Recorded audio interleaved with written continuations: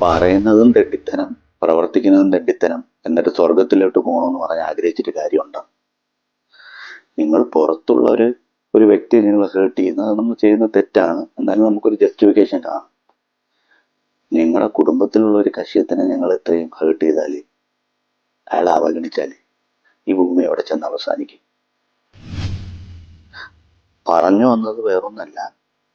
നമ്മളൊരു front Kuwait ജോലി ചെയ്യുന്ന അത്യാവശ്യം നല്ലൊരു കമ്പനിയിൽ നല്ലൊരു സാലറി ജോലി ചെയ്ത്, പുള്ളിയുടെ വൈഫ് 2 കൊല്ലമായിട്ട് വീട്ടിൽ വെറുതെ ഇരിക്കാന്ന് വെച്ചിട്ട് പുള്ളി ഒരു കാര്യം ചെയ്ത് കോഴ്സിനെ അങ്ങ് ജോയിൻ ചെയ്യിപ്പിച്ചു.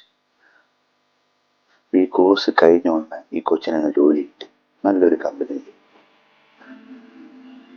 ജോലി കിട്ടി. ആ കൊച്ചിൻ്റെ complete debit card, credit card എല്ലാം ഈ ഹസ്ബൻഡ് എന്നെ നോക്കിക്കൊണ്ടു.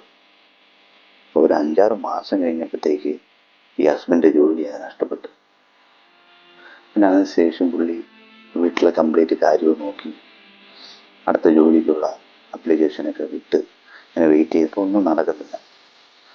ഒരു ATM ചെന്ന് പൈസ എടുക്കാനായിട്ട് പോയി എന്നപ്പം കാണാം ആ കാർഡ് എറർ എന്ന് പറഞ്ഞ് കാണിക്കുന്നു. അപ്പം പുള്ളി അങ്ങ് ഡെസ്പായി പോയി. അങ്ങനെ വൈഫിനെ വിളിച്ചിട്ട് ചോദിച്ചപ്പോൾ ഇങ്ങനെ ATM കാർഡ് എറർ കാണിക്കുന്നു. ആ ചേട്ടാ, എൻ്റെ അക്കൗണ്ട് മൊത്തം ഞാൻ വേറൊരു ബാങ്കിലോട്ട് മാറ്റി. അപ്പം പുള്ളിക്ക് അങ്ങ് ഷോക്കായിപ്പോയി. അപ്പം അന്ന് മുതൽ ഇവർ തമ്മിൽ ഡിഫറൻസ് വരാൻ തുടങ്ങി, അഭിപ്രായ വ്യത്യാസം വരാൻ തുടങ്ങി.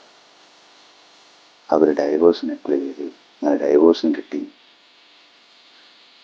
ആ കൊച്ചിപ്പം UK പോകാൻ പോവാം, മിക്കവാറും പോയിട്ടാണ്. അവർക്കൊരു മോളുണ്ട്.